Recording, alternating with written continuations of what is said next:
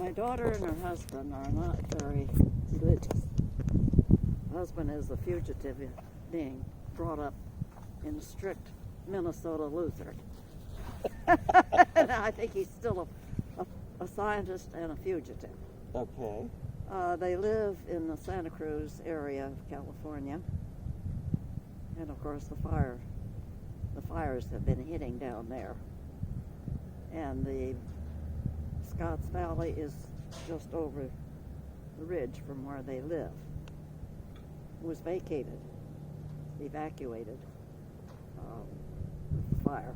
Okay, and Ron hastily packed things and they were ready to evacuate. I have always given my children, when they leave, the serenity or the prayer for protection. Kaylin said, "Mother, would you send that prayer to me? Would you repeat it for me?" So I did. And of course I said it for them in their home and everything near there. And this went on for some days. I also took a picture of my cell phone and sent that to her, but it was not our Unity one, which includes... I have one if you need to send it to him. It's in the form of a I meant to ask you for that the other day, and I forgot it. I would love to have it. It was laying on my desk all of a sudden the other day. So, anyway. Okay. I think they might be a little more receptive now. Yeah. Yeah. Because I let her know that I was sending that. So then you believe prayer works? I think that in some ways it works, yes. Well, of course, yes, I believe that it works. So how do you define prayer then?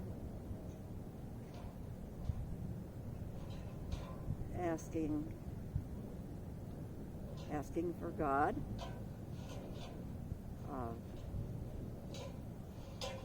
Do you get a feeling that you know everything's going to be right when you ask? Right if it's meant to be right. Yeah. Yeah. So the highest and best for all. So what? The highest and best for all. Yes. The highest and best. The yes. best outcome that can come out yes. of the situation. As long as it does not infringe on other people.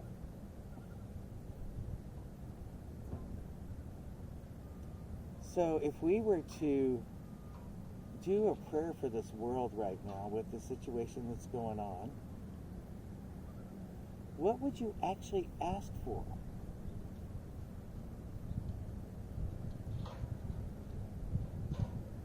I would ask first for people to see that we are all one people.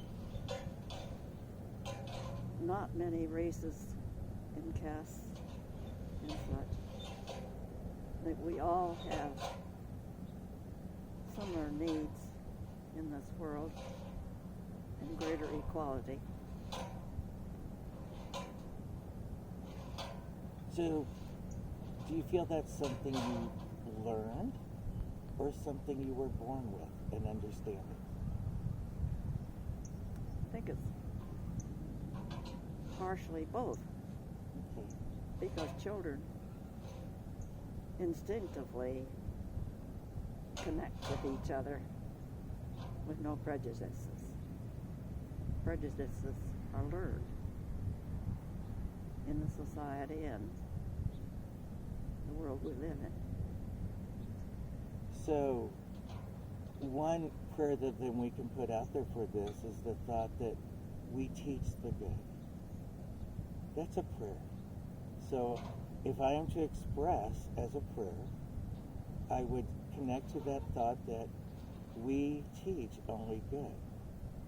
So how would we define, we teach the right in us is better when we say what's righteous, but we teach what is right in us. What would be right in all of us? Well, love, understanding,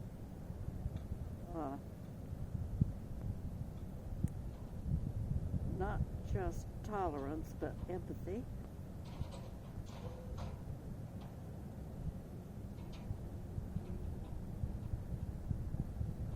I'd also like to teach well-being, how to be well with one another.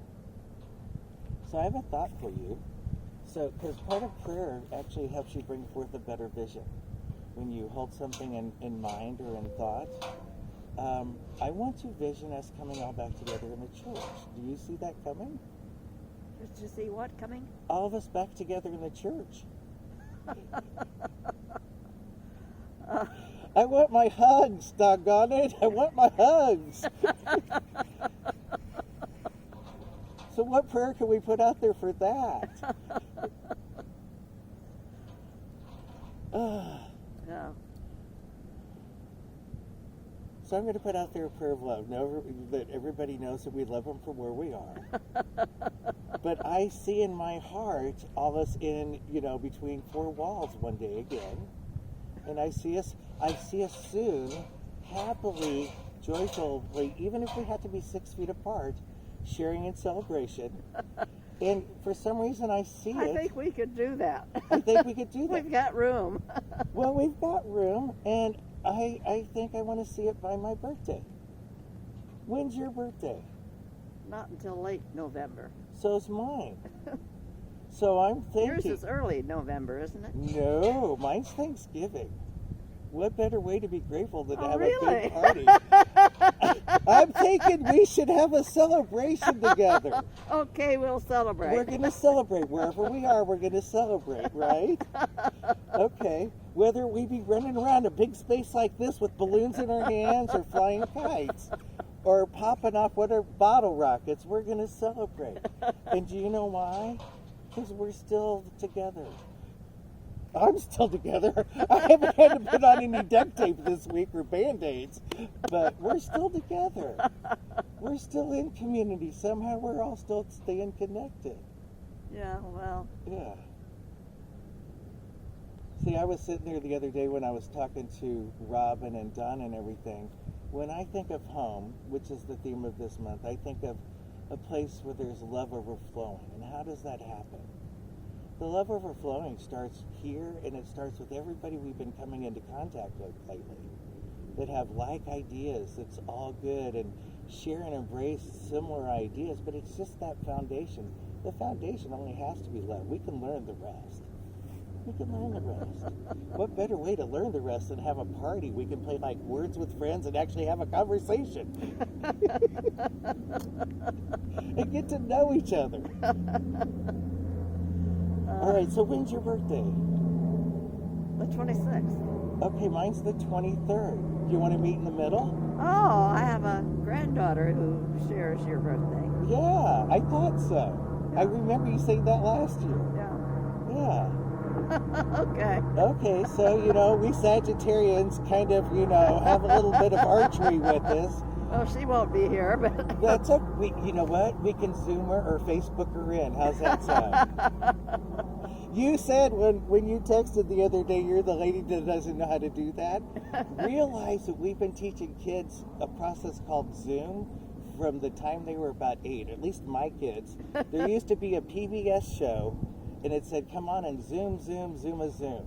Oh. Do you remember that? It was on right after Sesame Street. Oh, well.